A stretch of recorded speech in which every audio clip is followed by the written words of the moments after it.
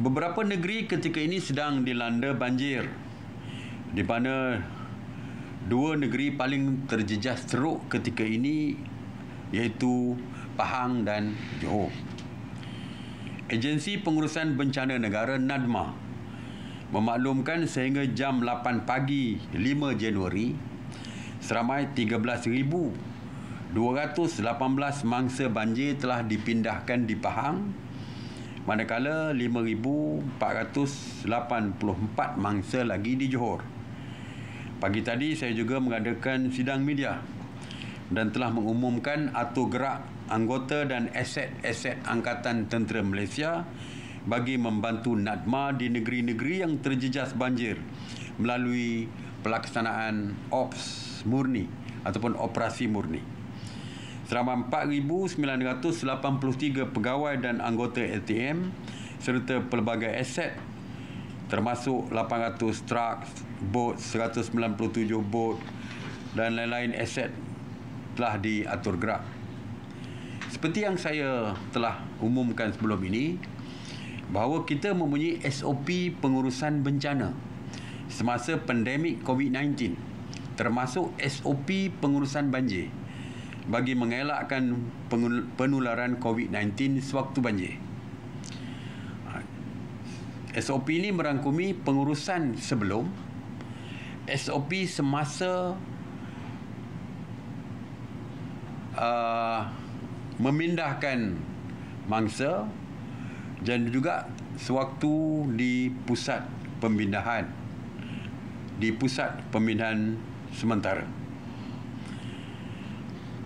Untuk sebelum operasi, SOP-nya perlu memastikan pusat pemindahan sementara yang dikenal pasti dan diwartakan mempunyai fasiliti asas yang berfungsi dengan baik dan kondusif dan bersedia termasuk ruang untuk mangsa berstatus PUS.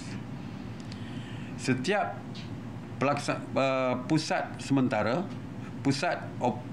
pemindahan sementara dilengkapi dengan QR Code MySejahtera dan setiap petugas serta mangsa banjir yang terlibat perlu menggunakan aplikasi tersebut. Memastikan kecukupan PPE dan peralatan yang bersesuaian bagi mengendalikan operasi. SOP semasa operasi dan di pusat pemindahan sementara. PPS hendaklah dibuka di kawasan zon COVID-19 atau PKP yang sama. Sekiranya tidak dapat dielakkan, pusat pemindahan sementara boleh dibuka di zon yang berhampiran. PPS ataupun pusat pemindahan sementara perlu disinfeksi sebelum menerima mangsa banjir. Kena sanitize dulu sebelum menerima mangsa banjir. Dan proses pemindahan mangsa ke PPS perlu mematuhi garis panduan pengurusan PPS semasa COVID-19 dan mengikut nasihat KKM serta menjaga penjarakan fizikal dan memakai pelitup muka setiap masa. Jadi di dalam bot tidak boleh berhimpit-himpit di dalam bot. Pakai mask, pelitup muka dan duduk fizikal. Mempunyai physical distancing atau di dalam bot penyelamat. Kalau diangkut dengan lori, dengan truk tentera, kita pun dah beri penjelasan kepada pihak tentera, di dalam truk sekalipun mangsa yang dipindah mesti mempunyai penjarakan fizikal untuk mengelakkan jangkitan. Setiap mangsa yang dipindahkan ke PSS perlu disaring dan kemudian ditempatkan dengan mematuhi aspek penjarakan fizikal. Mangsa juga akan dibekalkan dengan pelitup muka dan dikehendaki memakainya pada setiap masa. Jawatankuasa PPS boleh menempatkan ahli keluarga dalam kubikel yang sama. Seperti kita tahu sekarang ni ada kubikel untuk menempatkan mangsa banjir. Di dalam untuk keluarga boleh diletakkan di dalam kubikel yang sama. Bagi mangsa yang bergejala, mereka akan dirujuk ke klinik kesihatan dan kemudiannya diasingkan di ruang pengasingan khas yang disediakan.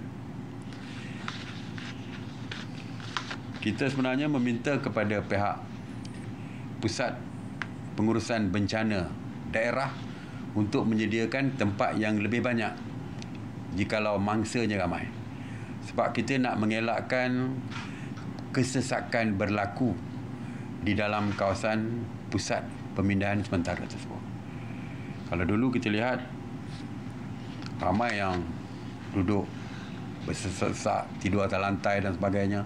Sekarang ni kita minta supaya kalau tak cukup tempat pemindahan, pihak jawatankuasa pengurusan banjir bencana di daerah perlu memperbanyakkan tempat.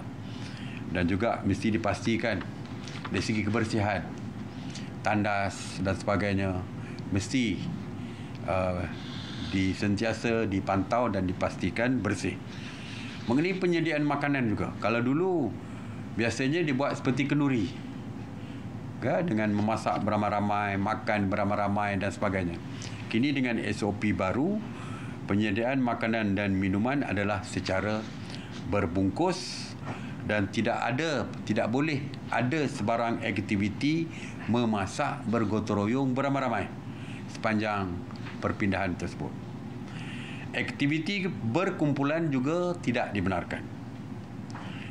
Dan penjarak lawatan mangsa kepada mangsa juga tidak dibenarkan. Jadi kalau dulu ramai orang datang melawat dan sebagainya, jadi tidak dibenarkan. Semua kawasan tertutup di PPS dibiarkan terbuka bagi membolehkan peredaran udara yang mencukupi untuk mengeluarkan partikel yang tercemar. Mengenai SOP pelaksanaan selepas operasi, kita memastikan langkah-langkah wajar diambil ketika proses menghantar pulang mangsa. Mangsa dibekalkan dengan pelitup muka dan dikehendaki memakainya setiap masa, memastikan penjarakan sosial ketika dalam kenderaan.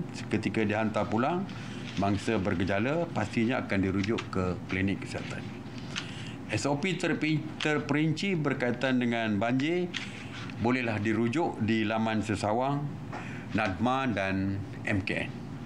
Jadi saya menyeru kepada semua mangsa banjir yang terlibat untuk sentiasa mematuhi SOP serta garis panduan yang telah dikeluarkan bagi mengelakkan jangkitan. Saya juga ingin mengingatkan ibu bapa, selain daripada menjaga anak-anak mereka supaya tidak bermain air sewaktu banjir, tetapi juga mengelakkan sebarang aktiviti yang boleh menyebabkan berlakunya jangkitan. Jadi itulah SOP yang kita keluarkan. Saya harap semua yang berpindah supaya dapat mematuhi setiap SOP yang dikeluarkan, kerana kita bimbang sewaktu banjir ini. Bukan saja kita ingin nyawa kita diselamatkan supaya tidak terlibat dengan arus deras banjir, tetapi juga kita perlu menjaga nyawa kita dengan mengelakkan daripada dijangkiti oleh virus. Jadi sama-samalah yang melakukan perpindahan, yang telah berpindah duduk di pusat perpindahan sementara supaya mematuhi setiap SOP yang diarahkan oleh pihak kerajaan ini.